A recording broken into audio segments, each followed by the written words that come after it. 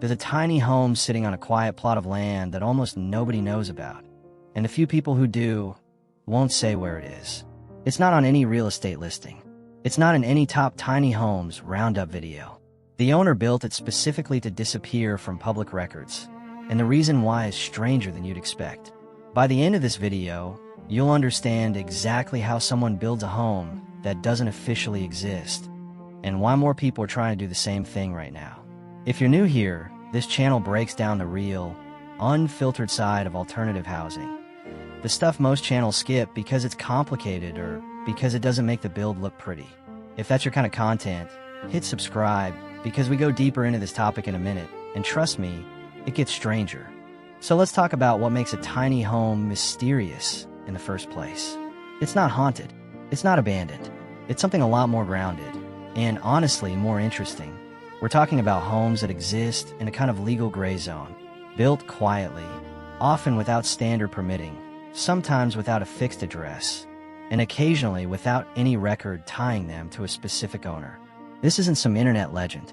This is a documented pattern across rural counties in the US, parts of Canada, and even pockets of Europe where zoning enforcement is thin or inconsistent. And once you understand why people do this, the whole mystery stops feeling spooky and starts feeling like a very deliberate strategy. Let's get into the actual reasons, because this is where most videos either get lazy or romanticize it. The truth is messy, eh? Reason 1.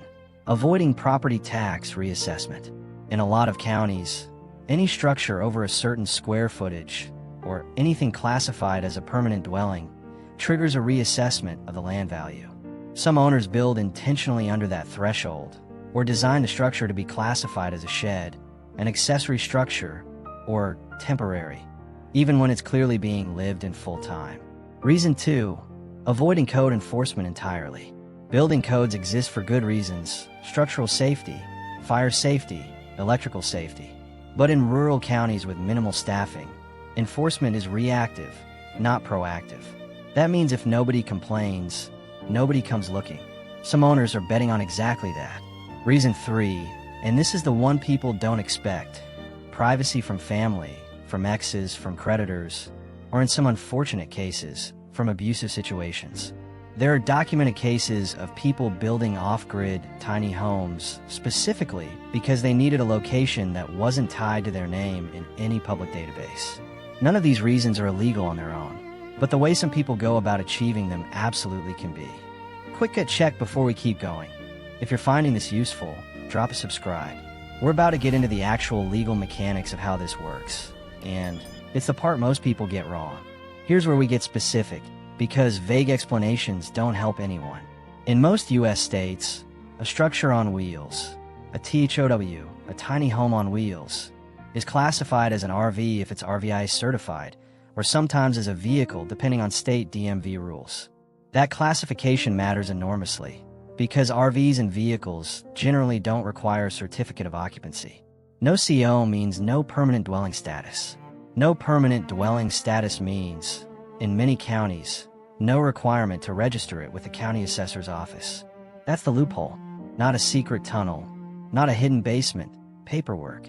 Or more accurately, the deliberate avoidance of paperwork.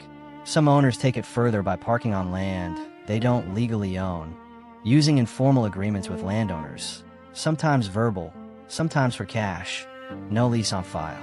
That means there's no APN, assessor's parcel number, tied to the structure, and often no utility hookups in the owner's name, because they're running off solar, a generator, or a shared well agreement with a neighbor. Put those pieces together: no CO, no lease, no utility account, RV classification, and you get a home that, on paper, simply does not exist in any government database. Not hidden, just never entered into the system in the first place.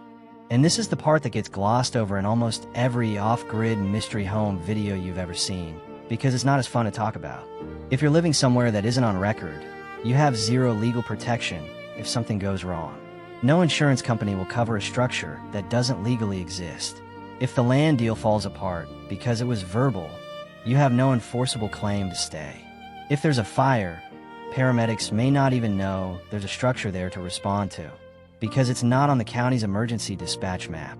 There are also real cases of these homes being discovered through something as simple as a satellite image update or a neighbor's property dispute. And once discovered, counties can issue retroactive fines, demolition orders, or back taxes that stack up for years. We're talking about cases where people owed 5 figures in back taxes the moment their structure was flagged, because the county assessed the unpermitted improvement going back to whenever aerial imagery first showed it existed. So when we say mystery, we don't mean magical. We mean legally invisible, and legal invisibility is a double-edged sword. It protects you from scrutiny right up until the moment it doesn't, and then it can cost you everything at once. This isn't theoretical.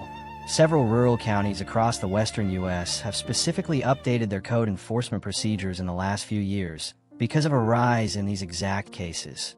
Unregistered tiny structures being used as full-time residences. Some counties responded by tightening RV occupancy limits, restricting how many consecutive days a structure can be parked on undeveloped land before it's reclassified. That tells you this isn't a fringe oddity. It's common enough that local governments are actively writing new rules to catch up with it. If part of you is watching this thinking, okay, but how would I actually do this the smart way? Here's the honest answer. You can absolutely build a tiny home with more privacy and less bureaucratic overhead than a traditional house.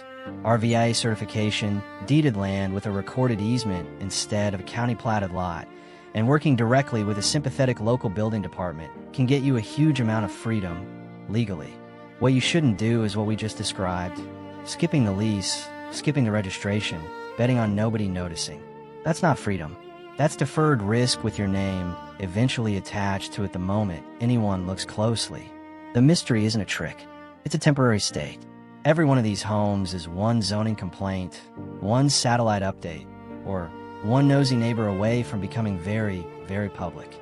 So the next time you see a tiny home tucked into the woods with no listing, no address, no trace online, you're not looking at something supernatural. You're looking at someone's very deliberate bet against the system, and depending on how they structured it, that bet either pays off quietly for decades, or collapses the moment someone official looks twice. If this kind of breakdown is what you come here for, the parts of alternative housing nobody else explains clearly, subscribe, because we're covering more of these specific legal gray areas in upcoming episodes, and they only get more interesting from here. Thanks for watching. See you in the next one.